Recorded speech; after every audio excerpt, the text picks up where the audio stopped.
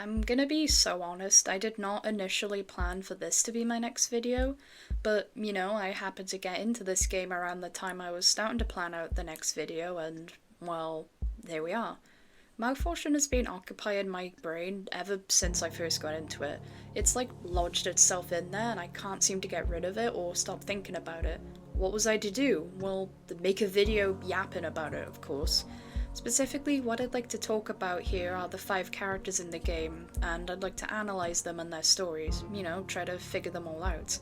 Of course, heed the warnings given at the start of the video, as we will be delving into some pretty messed up territory. I mean, this is a mouthwashing video, you can't really expect anything different. Again, like I say with all my other videos, if you haven't played the game or you don't know anything about it, maybe play it, please. It's peak. I promise you it's peak. You won't regret it.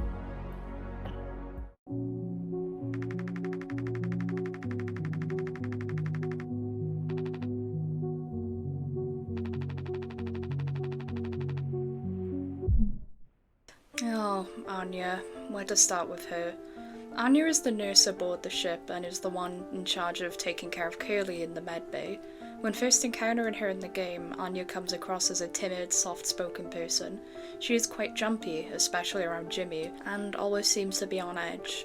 Jimmy questions her nursing abilities, asking if she even went to medical school. We are initially led to believe that Anya is incompetent, with her asking Jimmy to give Curly his pain medication as opposed to doing it herself as most nurses would.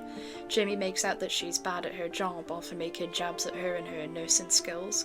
We're led to believe that she is perhaps too squeamish or sensitive for her role. However, since we're seeing her through Jimmy's perspective, this characterization of Anya is inaccurate. I mean, think about it. If she's apparently so bad at her job, then how is she able to keep Curly alive for like 4 months? Look at this guy, he's missing all of his limbs. Anya was somehow able to keep him alive for a good long while. And the Tulpa does not have really good, medical supplies on board, come on now. Jimmy really wants to believe that Anya is somehow bad at her job. Apparently Anya failed to get into nursing school 8 times and is essentially only a trainee nurse. Despite all of this, she is still very determined to continue as a nurse. We see all sorts of medical training books around the med bay. She also apparently has an interest in psychology according to the first Q&A done by the developers. When seeing Anya from Curly's perspective, she's a totally different person as opposed to the timid, nervous person she is when around Jimmy. She jokes around a lot more and seems more upbeat. We learn that she plays games of Daisuke and gets really competitive. She gets on well with pretty much everyone on board and seems quite lively. However, there is a noticeable shift in her personality at a certain point. Likely this was around the time that Jimmy assaulted her, turning her into a way more anxious person than she was before. Some people play the game don't realise that Jimmy did this to Anya, and though the game doesn't outright say that he raped her, it's pretty heavily implied. We all know that Jimmy is the father of Anya's baby, but considering the way he treats her and the way she acts around him, there was no way that they had any kind of loving relationship, come on. The reason Anya is presented as this timid, jumpy person throughout Jimmy's perspective is because we are seeing her through the eyes of her abuser, who she is understandably afraid of. She has a tendency to fawn around Jimmy, praising him and trying her best to do what he wants, likely as a way to keep herself safe around him. She tries her best to please him while also keeping her distance when she can. There's a reason why she doesn't seem to approach Jimmy that often herself while we play as him in the game. Anya continuing to care for Curly also speaks volumes about her character, namely her kindness. She's been led to believe that Curly deliberately crashed the ship and tried to kill everybody, yet she still looks after him and respects him as her captain. Something very important that Anya says near the start of the game is that she wants to believe that people's worst moments don't make them monsters. She says this to Jimmy in reference to Curly. She still wants to believe that Curly is a good person despite what Jimmy says about him. This statement could also be seen as being in reference to Jimmy himself. Perhaps as a coping mechanism, Anya tries to believe that Jimmy can't be all that bad, that he isn't really the monster that he is. Curly and Anya's dynamic is just, oh. Apart from Jimmy, we see Curly interact with Anya the most. He was the one that she confided to about what Jimmy did to her. I mean, well, he's the captain. He should be able to do something to help her. But he doesn't. We'll be discussing Curly's whole deal later, but obviously we're focusing on Anya right now. Imagine how she must have felt, going to Curly to tell him about this horrible thing that happened to her, hoping that he could help her. But instead, he seems to prioritize Jimmy's feelings over hers, and continues to enable Jimmy. Anya's the one who has to hide the gun away because she knows what Jimmy would do if he got his hands on it. Her conversation with Curly about the dead pixel would sums up their dynamic pretty well, I would say. The pixel represents Jimmy, and Anya notices the pixel early on. She notices the danger. She brings the pixel up to Curly, but no matter how hard Curly looks, he just can't see it. He can't see the danger. Meanwhile, it lingers in the back of Anya's mind, and she just can't unsee it. There is a reason as to why Anya hates giving Curly his pills. While we do it as Jimmy, we can hear the pain and discomfort that it causes Curly. Anya likely hates giving him his meds because she hates inflicting that sort of pain onto Curly by forcing the pills down his throat. It's not because she's a bad nurse or that she's too squeamish or soft to do her job. She probably feels like she's violating Curly in some way. After what Jimmy did to her, it makes sense that she would feel this way. She likely doesn't want to take away Curly's agency, like how Jimmy took away hers. Anya revealing to Jimmy that she was pregnant is ultimately what led him to crash the ship, as he feared the consequences that this child would cause for him. What Jimmy does to Anya leads directly to him crashing the ship and the events of the game happening. Jimmy was very concerned with Anya's pregnancy, more than he was concerned with Anya. That's why there's so much baby imagery near the end of the game, with Jimmy imagining it as some sort of horse monster. Jimmy was so afraid of how the pregnancy would affect him, but he wasn't at all concerned of how Anya may be affected after what happened to her. Anya's lack of focus near the end of the game, since we're seeing everything from Jimmy's perspective, is meant to be a representation of how he has no guilt over what he did to her, although I will be expanding more on this in Jimmy's section. There's also a point to be made about Curly possibly representing what it would be like for Anya if she had the child. She's here trying her best to take care of a person who was wholly dependent on her, all the while Jimmy stands around barely helping her and mocking her whenever he can. Any requests for help that she has for him are met with him shaming her, and whenever he does help, he does so with extreme reluctance. Anya's story is just so deeply tragic. She makes me so sad. Being the only woman on a ship full of men is quite harrowing, and obviously we know what happens to her. It's just so upsetting to see her go from this lively, determined woman to the nervous wreck that we see during the game.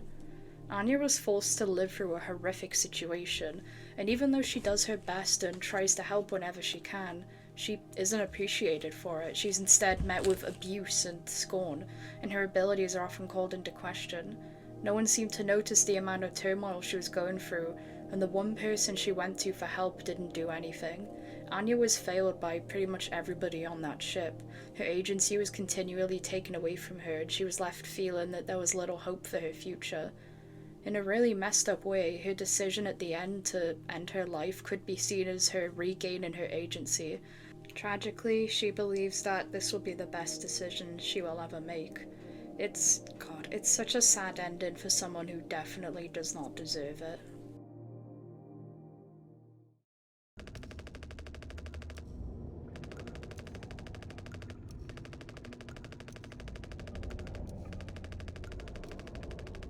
Daisuke is overall a lovely lad with literally no bad intentions.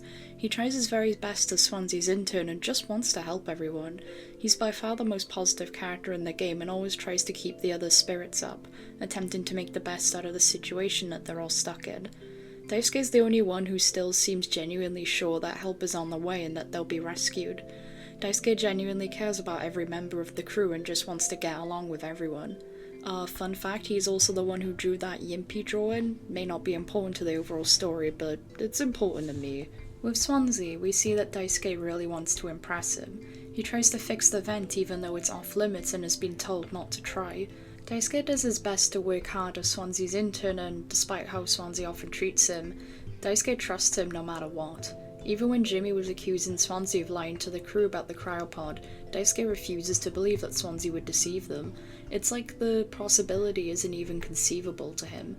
and Daisuke instead chalks it up to Swansea simply forgetting to tell everyone. That's a big part of Daisuke's character, his unshakable trust in others. He trusts Swansea after finding the cryopod, knowing that Swansea wouldn't hide it for selfish reasons.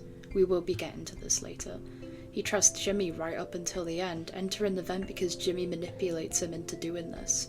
Jimmy specifically takes advantage of Daisuke's eagerness to please by telling him that Swansea would be proud, and that everybody's counting on him. This is ultimately what convinces Daisuke into climbing into the vent, and this is what would lead to him dying. Daisuke is so desperate to help others and prove himself that he is willing to risk his own life.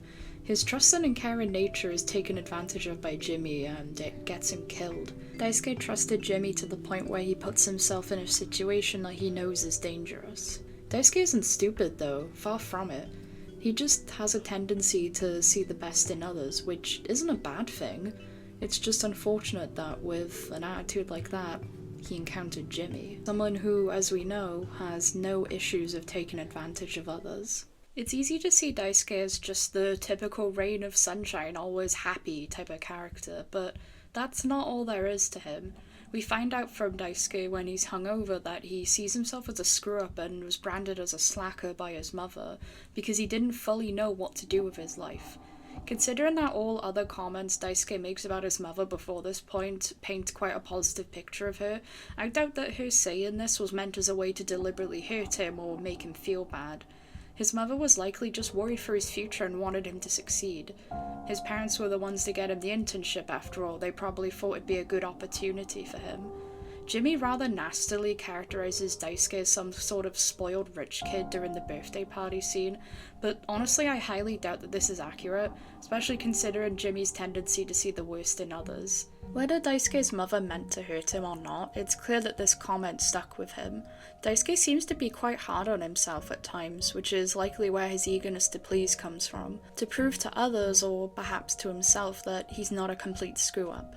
He didn't want the internship, not really, but because his parents got the position for him, Daisuke likely felt that he had to take it so he wouldn't let them down. Knowing him, he probably just wanted to make them proud of him. Daisuke is so hard on himself that on his literal deathbed he apologizes for messing up, to the person who got him into that situation no less. Jimmy specifically took advantage of Daisuke's need to please others and his caring nature to make him go into the vent despite knowing the danger. Even after being gravely injured, we can clearly hear Daisuke still struggling through the vents toward the medbay. Sure, this was because he needed to get out of the vent, but perhaps even then, Daisuke still wanted to do what Jimmy asked of him and help Anya. Daisuke was one of the most innocent people on the crew and, alongside Anya, was probably the best person from a moral perspective. Daisuke just wants to help others and make them proud. He just wanted to get along with everyone despite the horrific situation that they were all stuck in. Daisuke struggled with what he wanted to do with his future, but the thing is, he had time. He had so much ahead of him to figure things out and find a life that worked for him. Daisuke had a lot to live for. Well, I mean, that's how it should have been. Daisuke being so young and having so much ahead of him just makes his ultimate fate so much more horrible. At least he was put out of his misery instead of being kept alive to suffer because of Jimmy. Silver linings, I suppose.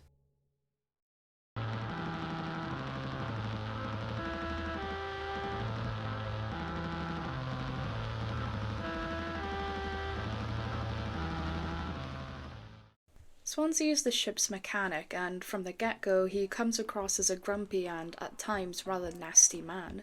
He insults the others, he's quite crude and sharp, and apparently he doesn't seem to be making an effort to help, unlike the rest of the crew. He overall seems to be quite distant from the others, and is also quite secretive on top of that.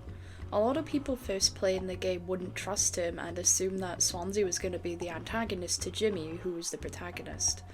Well, that last part is at least true. However, we witness that as the game goes on, Swansea's antagonism towards Jimmy isn't because he's like a villain or anything, it's actually the opposite. As the game nears its climax, we realise that Swansea's definitely the better man compared to Jimmy, though that's not really a high bar to cross. Swansea serves as a red herring to Jimmy, drawing away suspicion from him until the audience realises what's really going on and reevaluates Jimmy as a person. When this happens, Swansea himself is cast in a better light. For starters, in a weird way, Swansea tries to make the best of a bad situation, kinda like Daisuke. However, unlike Daisuke, Swansea doesn't try to hold out hope on a rescue. He doesn't believe that anyone's coming to save them. He doesn't trust that Pony Express would be looking for them. Which, there's no way. There's definitely no ways Pony Express is coming to save the Tulpa crew. We see throughout the game the many ways that the Pony Express neglects to provide proper care and safety measures for its employees.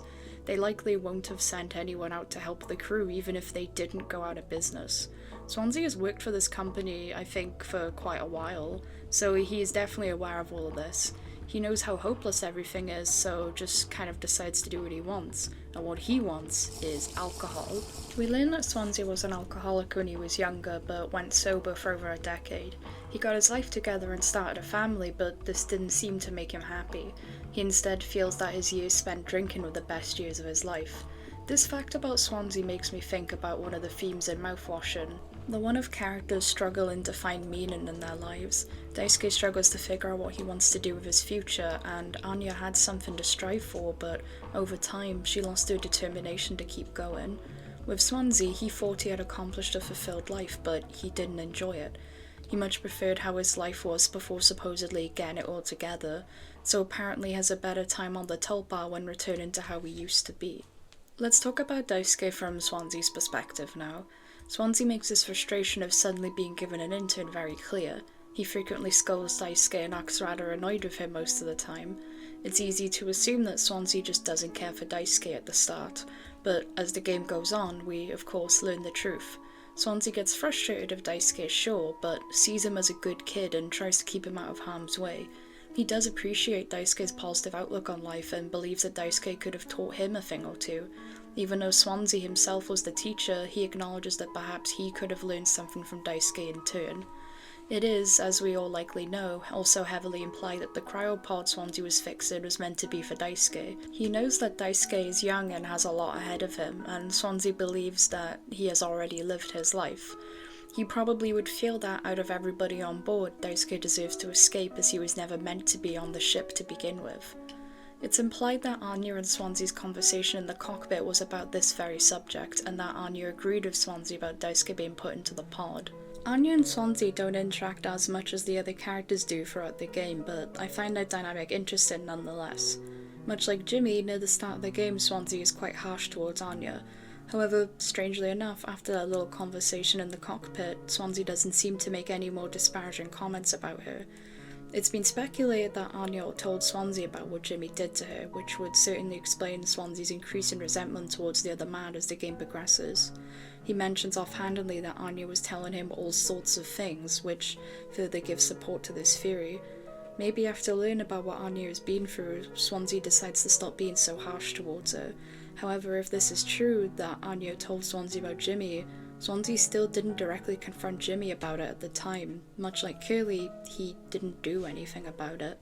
The thing with Swansea is that he isn't the greatest person, but he himself acknowledges this. He likely feels that it's too late for him, it's too late for him to change, but he still tries to do good near the end of his life. He chooses to put Daisuke out of his misery rather than let him continue to suffer, and at the end, Swansea does try to take Jimmy down. Well, I mean, maybe he did. There's some speculation that his rampage toward Jimmy didn't really happen. It was just a product of Jimmy's head, but I don't know. With Daisuke, Swansea's ultimate decision further marks him as a foil to Jimmy. Instead of keeping Daisuke alive to suffer because of Jimmy's delusions that he can still fix him, Swansea decides to give Daisuke a quick death.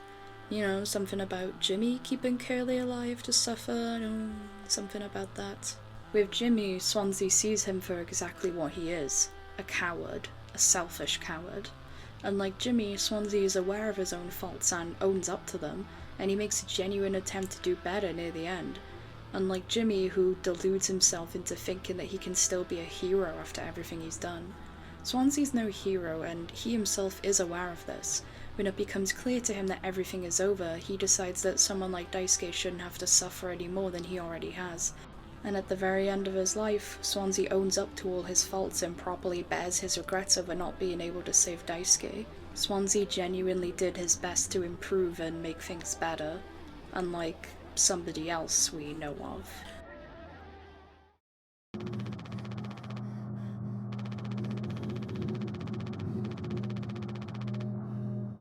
Oh god, I have to talk about this guy, don't I? Okay. Jimmy. He's the one we mainly play as during the course of the game and serves as the co-pilot of the Tulpa. After the crash, Jimmy puts himself in the position of captain, and as the game goes on, we not only learn just how unprepared he is for this role, but we also learn of the horrible things Jimmy has done, and will continue to do. I, I don't really know where to start with this man, I'll be honest.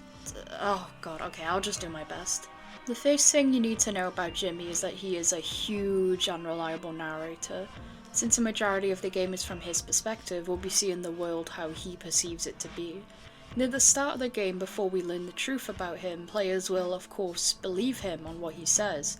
As already mentioned, Jimmy makes out that Anya is bad at her nursing role and belittles her for it, when, honestly, it's a miracle she was able to keep Curly alive for as long as she did without going to medical school. There's also the matter with Swansea and the cryopod, where Jimmy automatically assumes the worst and that Swansea was planning to betray them. Jimmy has a tendency to just immediately assume the worst in those around him, likely because it makes him look better by comparison, or maybe it's projection of some kind.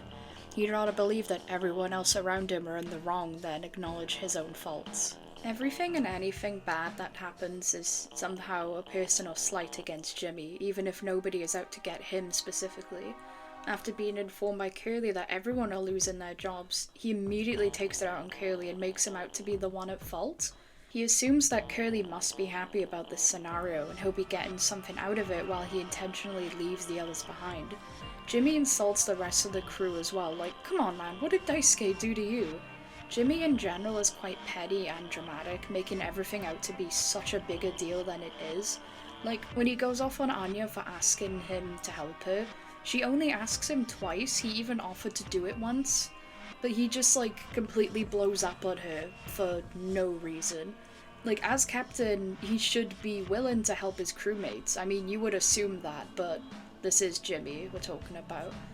I'll be expanded on Anya and Jimmy in a bit because I have a lot to say. As I've already said, Jimmy is not at all prepared for the position of captain. He makes rash decisions and doesn't really try to support the rest of the crew. He acts impulsively and puts others in danger, such as with Daisuke. There was surely a better way to get into the medbay than drugging Swansea and making Daisuke go through the dangerous ass vents. He didn't have to do all that.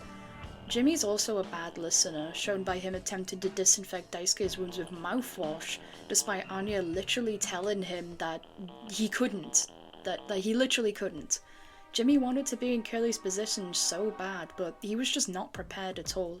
He built up the idea in his mind of captain being this great high position, but Jimmy's just not able to properly take responsibility as captain.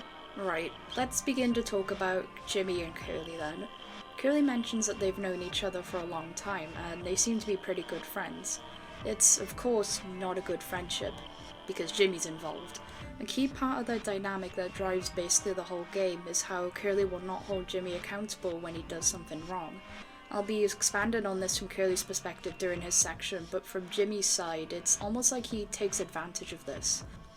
Curly unwittingly enables Jimmy through not making him face any proper consequences for his behaviour, and so Jimmy is able to continue doing the awful things he does, and never changes.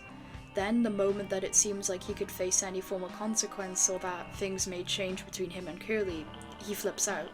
The moment Jimmy finds out that Curly knows about what he did to Anya and realizes he might actually have to own up for what he's done, he decides to just straight up kill himself and everyone on board on the ship. Anya was right to be afraid of his reaction, honestly. Jimmy seems to both idealize and resent Curly. He admires him for his talents and achievements, but is very jealous of Curly's position. Jimmy snaps at Curly during the birthday party scene because he feels that Curly will easily be able to move on to bigger and better things, while the rest of them, or rather himself, will be left behind. Jimmy is so envious of Curly that he simultaneously puts him up on a pedestal and villainizes him whenever he can. Jimmy blames Curly for the crash in order to avoid blame, sure, but it's also so he can take over Curly's position and make himself look better than Curly, to make himself out to be a hero. In doing so, Jimmy puts Curly into a situation that is beyond painful. Look at this man. Jimmy did that. Even after putting Curly through absolute hell, Jimmy still places blame onto him. A scene of the bit where, after cutting off Curly's leg, Jimmy once again brings up how much better off Curly was than the rest of the crew, and how everyone else struggles so much compared to him. Like, there is a solid point that Jimmy could have made here, but, I mean, it's coming from Jimmy, so I highly doubt it's coming from a place of sincerity. It feels more like he's trying to still, after all this time, push guilt onto Curly. But hey, he forgives him, I suppose. How kind of him. Take responsibility. We hear this a lot throughout Mouthwashing, and it's a statement directed at Jimmy a lot of the time. He has a lot to account for, after all. However, Jimmy constantly dodges responsibility and instead places the blame onto others, especially Curly. For the majority of the game, he runs away from what he has done to Curly, not wanting to answer for his actions. Eventually, though, Jimmy's crimes do begin to weigh in on him, and even he cannot run away from the guilt of what he's done. All throughout the game we see visions of Curly's face following Jimmy around. Particularly striking is the imagery of Curly's eye, forever watching Jimmy, casting judgment onto him. Jimmy does feel genuine shame and guilt towards what he did to Curly, and he does end up breaking down and genuinely apologising. Of course, this happens at the very end, where I don't think Jimmy can reasonably try to fix or atone for anything he's done. It's far too late at that point. Then there's the scene near the end of the game where Polly appears to Jimmy and talks to him, mocking him for his self-victimizing attitude. Perhaps Polly is a representation here of Jimmy's subconscious. Jimmy claims that he's going to finally take responsibility for Curly, but then Polly says this.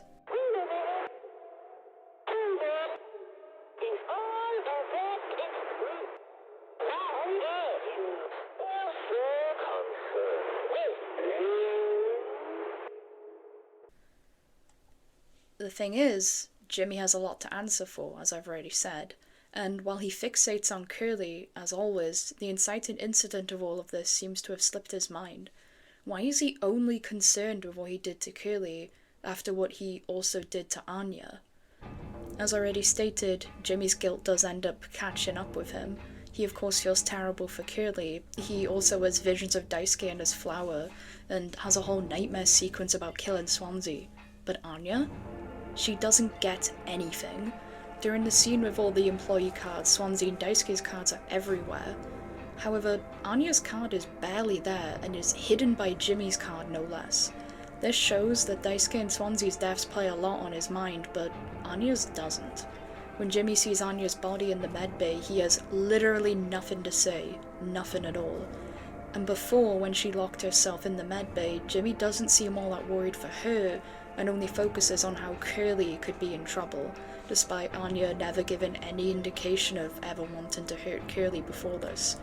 Jimmy is always so concerned with Curly, but he never acknowledges his assault of Anya.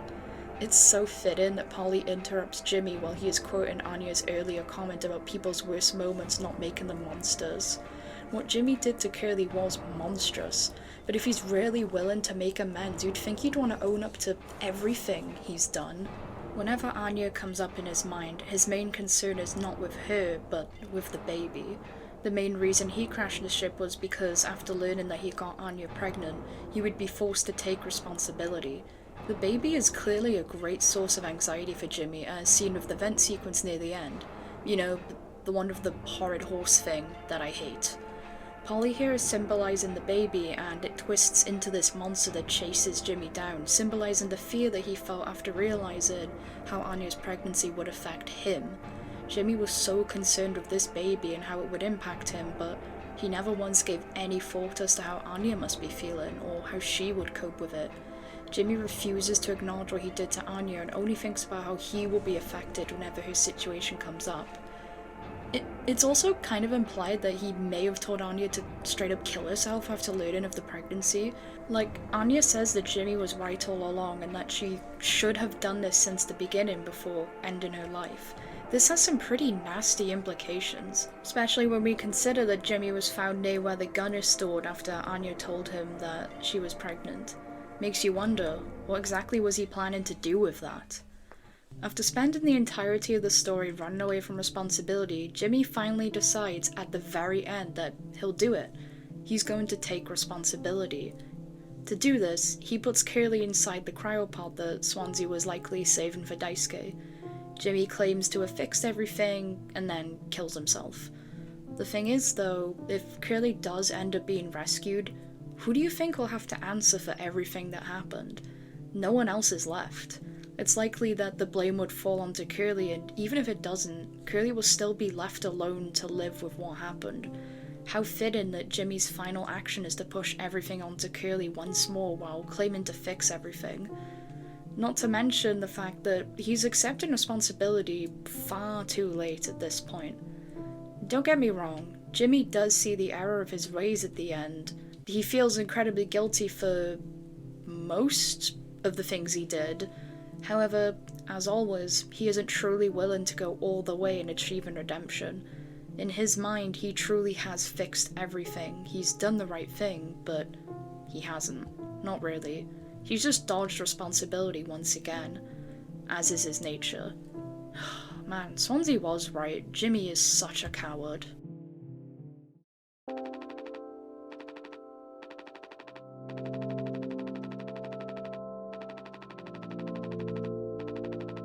Here we are at the final character, Curly himself. The previous captain of the Tulpa who supposedly caused the crash that resulted in his appearance in the present.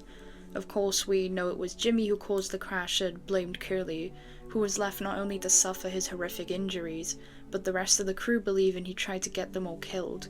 Curly is one of, if not the most important, driving force in Mouthwashing. Let's start by talking about Curly as captain. Jimmy brings up how he's always hearing others talk about how great Curly is at his role, and yeah, he seems to be pretty good. When we see him interact with the crew in the first proper perspective shift, it's clear that they all have respect for him and listen to him. Anya in particular seems to have a good relationship with Curly, and they seem to get along pretty well. Curly offers to help with several tasks around the ship and clearly cares for his crew. He seems like an overall dependable and responsible guy who will always do whatever's necessary to help the crew no matter what. We'll get to that bit soon. However, it's soon made clear that Curly has doubts about his position as captain. He's not sure if this is the right career path for him and debates whether he should just stay in his position just because he's good at it. Back at it again with the theme of characters not really knowing what to do with their lives. Curly's unsatisfaction with his role seems to play a lot on his mind. As shown by the ladder scene, Curly seems sure that he's reached the top, but he still feels unfulfilled. And yet he seems afraid of trying new things. It's quite humanizing, I'd say. He's been presented as this perfect captain up to this point, but Curly really does struggle. If he was given the time, perhaps he'd be able to find what he truly wants to do with his life. Sadly, we all know where his story ends up going. I'd say Jimmy's envy of Curly in his position is at least a partial motivator for what he ends up doing. That and his contempt of apparently always being told about what a perfect captain Curly was. The thing is, though, is that Curly was not the perfect captain everyone made him out to be. I mean, nobody can be perfect, of course, but there's also just the fact that Curly made a mistake, one which would end up spelling doom for everybody on board. This was, of course, Curly's failure to do anything after Anya told him about Jimmy assaulting her. Anya went to the captain of the ship after being raped and asked him to do something about Jimmy, but Curly didn't do anything. Not because he didn't care about Anya, of course, but perhaps more likely he just cared about Jimmy more. This is probably Curly's biggest flaw, his enabling towards Jimmy. Curly is far too lenient with him and doesn't take any measure when Jimmy is posing a clear danger to the rest of the crew. Now, I've seen some people online point out that perhaps there wasn't a whole lot Curly could realistically do. I mean, for example, if he straight up kills Jimmy, then the rest of the crew would likely be punished by the company alongside him. It's made clear that with Pony Express, the entire crew suffers when things go wrong. So what could Curly have done? Anything else. Perhaps keep Jimmy locked up, keep him away from the crew, have Anya stay in the medbay, or perhaps scrounge up some locks for his sleeping quarters. At least inform the others of what Jimmy has done so they know the danger he poses. Curly could have at least confronted Jimmy about it earlier, but he didn't. Now, again, to be fair to Curly, it's possible that if he had confronted Jimmy earlier, then the crash would still have happened. Jimmy thrives off of Curly's enabling, and the moment he senses a hint that Curly may change, Jimmy goes off the deep end. so perhaps he would have done something drastic no matter when Curly confronted him. But the point here is that Curly just seemingly never tried. He instead seemed to just act like nothing happened and continued his friendship with Jimmy going forward. Even worse, when he does talk to Jimmy about what happened, Curly talks about how Jimmy has apparently gotten through tough times before. What does that mean? Jimmy's been through tough times? What about Anya? Curly should not be sympathising with Jimmy here or minimising what he did. What the fuck, man? I know I'm going off on Curly for this, but I do also want to acknowledge the fact that at the end of the day, Curly isn't a terrible person. He's not some villain who doesn't care about Anya and is totally fine being all buddy-buddy with his abuser BFF. He's just... well, he's that kind of man, you know? Like, he cares about the victims of SA, but he isn't going to let it ruin his friendships with men who have perhaps done that kind of stuff. He just knows Jimmy so well, you know? Oh, he can't be all that bad. Curly can handle it. Until he can't. It's a lot more common of an attitude than we'd perhaps like to think, that someone who's supposedly such a great guy would continue associating with a person as awful as Jimmy. It does happen, though. Again, Curly isn't some horrible, monstrous, terrible guy. It's not as simple as that. Perhaps he too was afraid of how Jimmy would react. Maybe Curly really was aware of the danger Jimmy posed and feared it would only get worse if he were to be confronted about it. In a way, Curly could have been trying to minimize any possible damage. In his mind, perhaps he really was protecting the crew. If this was the case, though, it obviously didn't work. There's also Curly's failure to provide Anya with protection when she needed it. When she tells Curly that she doesn't want Jimmy around her anymore, Curly cuts her off and instead prioritizes finding Jimmy to see how he's doing with all this. When Anya confesses to hiding the gun from Jimmy, Curly doesn't seem to want to consider the deeper ramifications of this. He doesn't want to acknowledge the very real danger that Jimmy poses to the crew. Anya knew very early on that there was something up with Jimmy, and after bearing the brunt of his capacity for harm, she made it very well known to Curly that something needed to be done. But Curly didn't see the danger, much like how he didn't notice the dead pixel that Anya pointed out to him. In a twisted act of fate, Curly's failure to help Anya leads to him becoming another victim of Jimmy's abuse. Post-crash, Curly is subjected to abuse at Jimmy's hand while in one of the most vulnerable states a person could be in. He has no means to defend himself or escape and is helpless under Jimmy's authority. There's a big theme with Curly about a loss of agency. He has no means to communicate after the crash, so we don't know exactly what he's thinking. We can summarize emotions based on his reactions to things, sure, but we don't truly know what's going on in his mind. His speech to Jimmy at the end is all in Jimmy's head, like, there's no way he'd be talking about the two of them being heroes after everything. This is after Jimmy cut off Curly's leg for food. Despite there being several other corpses around, like, what was that guy's issue? I'd imagine the thing Curly would be feeling the most, though, is regret. He was fully conscious and aware of his surroundings the whole time he was injured, and so he witnessed all the horrible things Jimmy did. Likely, Curly spent most of his time in the medbay pondering about what he could have done differently, wishing he'd seen the warning signs, wishing he'd listened to Anya. In the end, he is forced to watch as Anya dies right in front of him, likely with the knowledge that he could have done more to help her. When Jimmy gets his hands on the gun, Curly laughs to himself bitterly. He now understands why Anya was so desperate to keep it away from Jimmy. He now knows the harm that Jimmy could cause. Some people like to debate about whether or not Curly deserves what happened to him, and the answer is no. God, no. Curly is a deeply flawed person who ultimately did have good intentions and truly cared for those around him. He made a horrible mistake and paid the worst price for it. From a narrative sense, perhaps it could be seen as a form of karma, but he still doesn't deserve anything that happens to him. His final moments right before the crash were spent desperately trying to save everyone. He put himself directly in harm's way for the crew, and most of them died not only being unaware of this, but believing that Curly had caused the crash deliberately. And in the end, Curly is the last one left. Everyone he wanted to protect is dead. Whether or not Curly ends up being saved is irrelevant.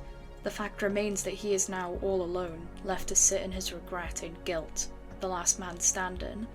Isn't it ironic that the captain was the only one to not go down with the ship? Or, more likely, he does go down with the ship, as the chances of a rescue are slim. Quite a fit-in ending to a story such as this.